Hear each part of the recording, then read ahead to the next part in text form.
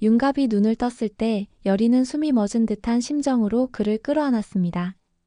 그녀는 오랫동안 이 순간만을 기다려왔어요. 그 따뜻한 체온, 익숙한 목소리, 그리고 그녀를 향해 웃는 윤갑의 표정까지 모든 것이 돌아온 듯 했죠. 하지만 여리는 금세 눈치를 챘습니다. 그의 눈빛 어딘가가 달라졌다는 걸. 겉으로는 윤갑이었지만 그 속에는 낯선 그림자가 드리워져 있었어요. 평소라면 기억하고 있을 일들을 그는 잊고 있었고 웃는 법도 어색했습니다. 그는 종종 의미 없는 방향으로 발걸음을 옮기고 익숙한 음식 앞에서조차 숟가락을 들지 못했죠. 여리는 애써 웃으며 말했습니다. 아직 몸이 덜 회복된 거겠죠. 괜찮아요. 우리 천천히 함께 기억을 찾아가요. 하지만 그 말과 달리 여리의 마음속엔 점점 더 깊은 불안이 자리 잡기 시작했습니다. 그녀는 윤갑이 돌아왔다는 사실이 반가우면서도 그가 완전히 윤갑이 아니라는 사실을 부정할 수 없었어요. 무언가가 그 안에 남아 있었고 그건 단순한 피로도 상처도 아니었습니다. 밤이 깊어지면 윤갑은 악몽에 시달렸습니다. 깨어난 후 그는 숨을 헐떡였고 손등엔 식은 땀이 맺혀 있었죠. 그는 혼잣말을 하곤 했습니다. 그가 떠났는데도 나는 왜 아직도 무거운 걸까? 여리는 그의 머리를 매만지며 낮게 속삭였죠. 강철이 아직 당신 안에 있는 거예요? 윤갑은 대답하지 못했습니다.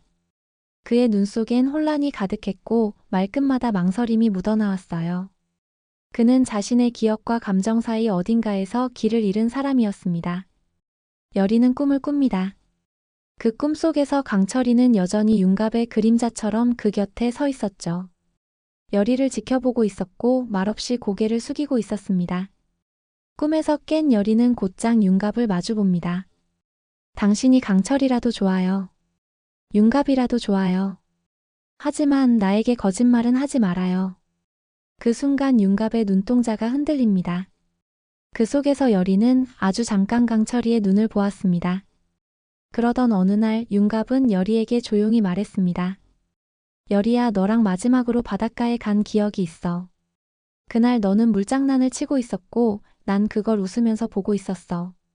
그런데 이상하게도 그건 내가 아니라 누군가의 기억 같았어. 여리는 숨을 멈춥니다. 그건 그녀와 강철이만의 기억이었기 때문이죠. 윤갑은 자신도 혼란스럽다는 듯 말을 이었습니다. 이 안에는 나만 있는 게 아니야. 그 사람의 감정도 기억도 아직 남아있어. 그녀는 윤갑의 손을 꼭 잡고 말합니다. 그 사람이든 당신이든 난 그 혼란까지 안아줄 거예요. 하지만 당신이 진짜 윤갑이라면 이제는 당신의 목소리로 말해줘요. 누구인지. 윤갑은 끝내 말하지 못했지만 그날 밤 이후 그는 여리 곁을 지키려는 듯 더 이상 도망치지 않았습니다. 그리고 여리는 강철의 그림자가 짙어지는 걸 느끼며 조금씩 마음의 준비를 시작했죠. 왕 이정은 윤갑을 조용히 불렀습니다.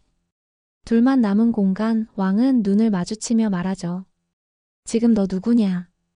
윤갑은 단호하게 대답합니다. 저는 검서관 윤갑입니다. 그러나 왕의 시선은 그를 파고들었어요. 그는 기억하고 있었습니다. 강철이었던 윤갑이 보여준 초자연적 기운, 그리고 그의 말투, 걸음, 손짓, 지금 이 남자 안에는 여전히 그것이 남아있다고 직감했어요. 왕은 밀명을 내립니다. 그를 감시하라. 혼이 안정됐는지 확인해라. 한편 데비는 또 다른 방법을 택합니다.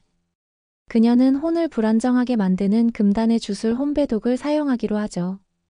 그녀는 몰래 윤갑의 침소에 주술을 묻히게 합니다. 그 주술은 아주 천천히 잠재된 혼백을 자극해 다시금 외부의 혼을 끌어당기는 의식이었어요. 그날 밤 윤갑은 꿈에서 바닷가에 있었어요. 익숙한 풍경, 익숙한 파도 소리. 그러나 이번에는 여리가 없었습니다.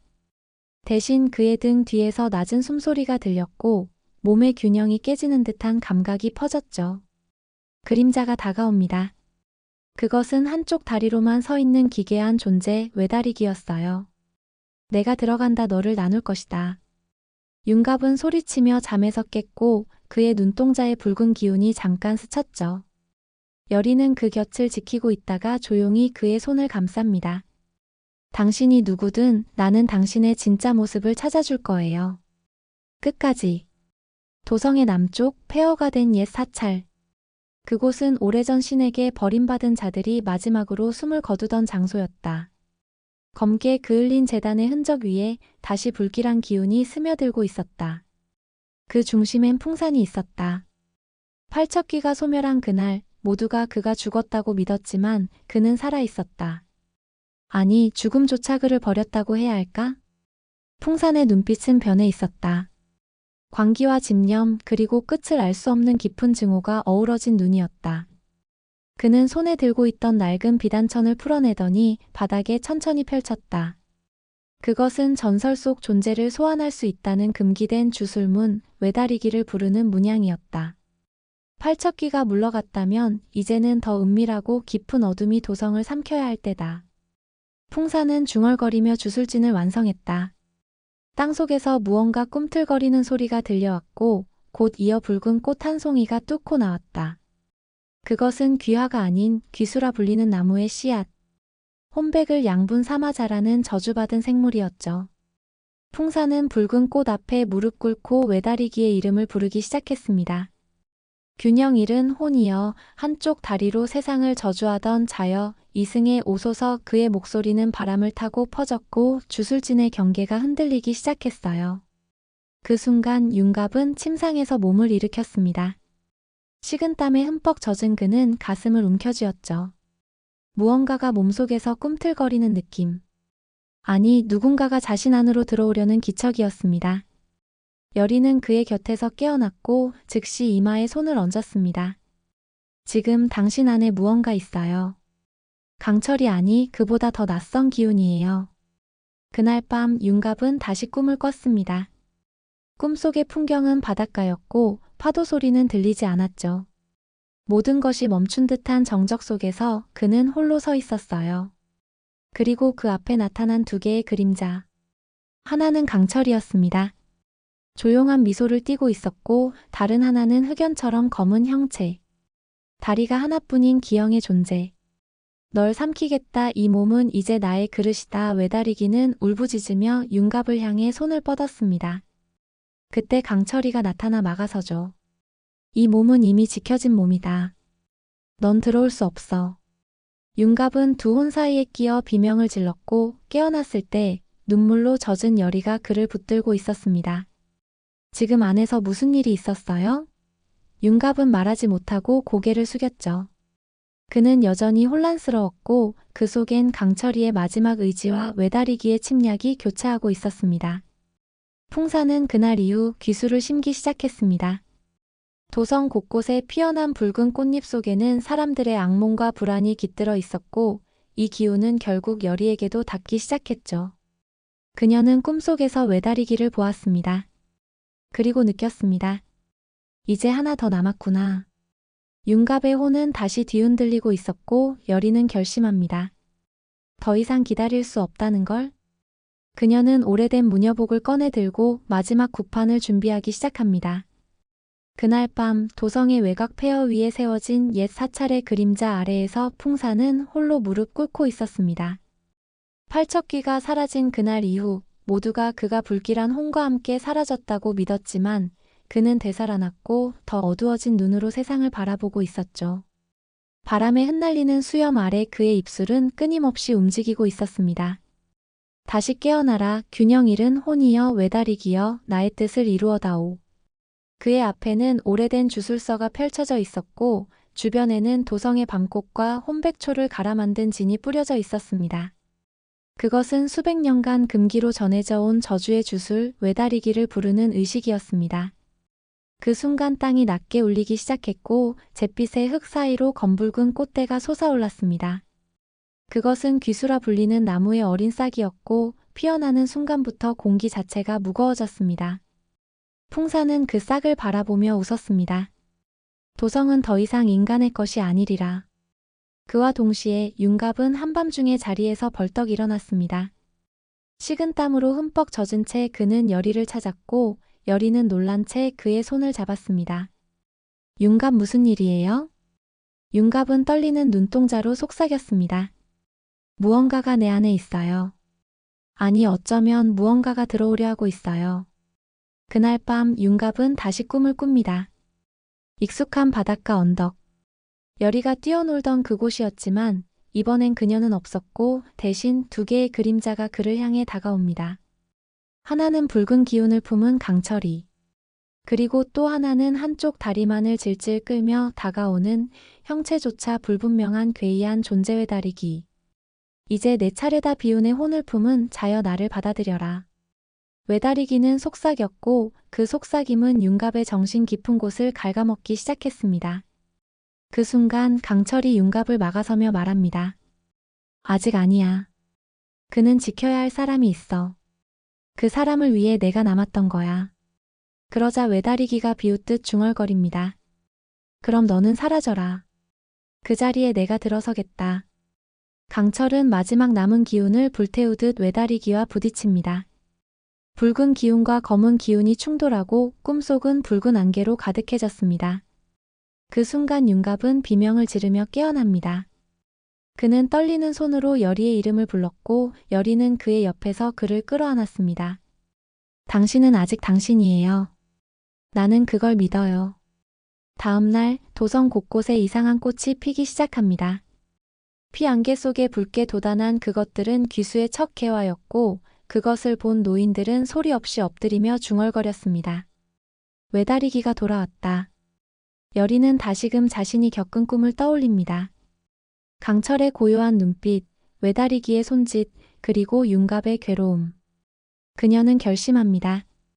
더 이상 이대로는 안 돼. 그들을 모두 마주해야 해. 그날 밤 여리는 오래된 무녀복을 꺼냅니다.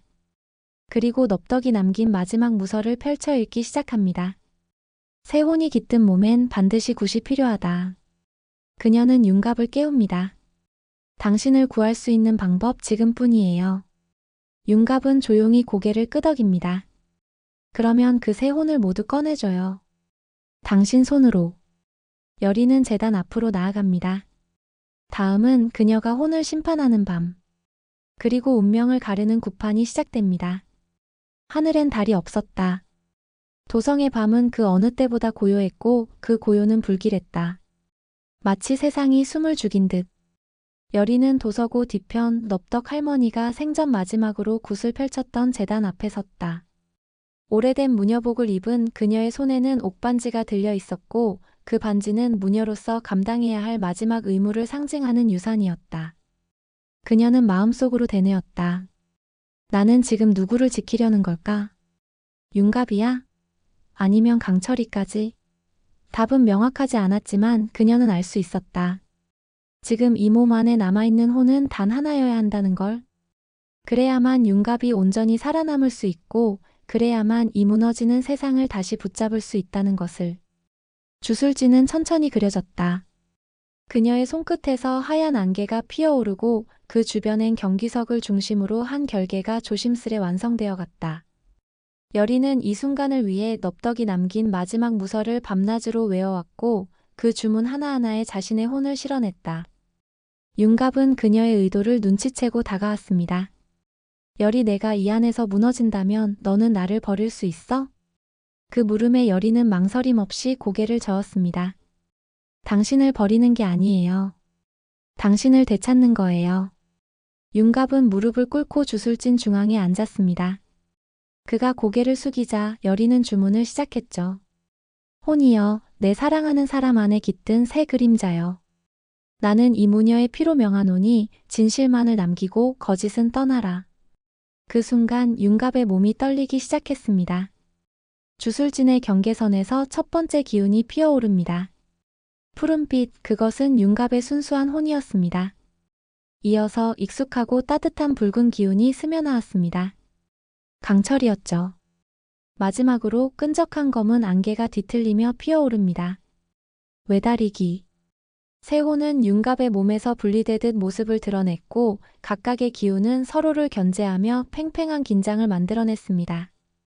여리는 다시 외칩니다. 강철이. 당신의 사랑은 나를 구했어요. 하지만 이젠 떠나야 해요. 당신도 알잖아요. 이건 끝이라는 걸. 강철이의 혼은 여리를 바라보며 고요히 다가왔습니다. 그의 눈빛엔 이전과 다른 감정이 담겨 있었어요. 단순한 미련도 집착도 아니었죠. 그건 이별을 준비한 사랑이었습니다. 여리가 낮게 떨리는 목소리로 말했어요. 강철이 당신을 미워하려 했어요. 하지만 미워할 수 없었어요. 당신도 나처럼 아팠던 거죠. 그는 잠시 눈을 감았다가 아주 천천히 고개를 끄덕입니다. 네가 내 손을 뿌리치던 그날부터 난 사람이 되고 싶었어. 나를 받아주지 않아도 괜찮았어. 그냥 내 곁에 있고 싶었을 뿐이야. 여리는 가까이 다가와 그의 기운에 손을 뻗었습니다. 하지만 닿을 수 없었죠. 그저 허공에 머문 손끝에서 눈물 한 방울이 떨어졌습니다. 이제는 당신도 평안했으면 해요. 날 지키려 하지 말고 당신 자신으로서 살아줘요. 아니 떠나줘요. 강철이의 기운은 흔들렸습니다. 하지만 이내 그는 미소 지으며 말했어요. 여리야, 그 눈으로 나를 봐준 순간부터 난 이미 사람이었어. 그는 윤갑을 바라봅니다. 부탁해. 여리를 웃게 해줘. 나는 그걸로 됐어. 그 말과 함께 강철의 붉은 기운은 고요히 흩어졌고 마지막에는 윤갑의 푸른빛 혼에 조용히 스며들었습니다. 여리는 눈물을 삼키며 그 순간을 지켜보았죠. 그러나 외다리기는 달랐습니다. 그는 저항했습니다.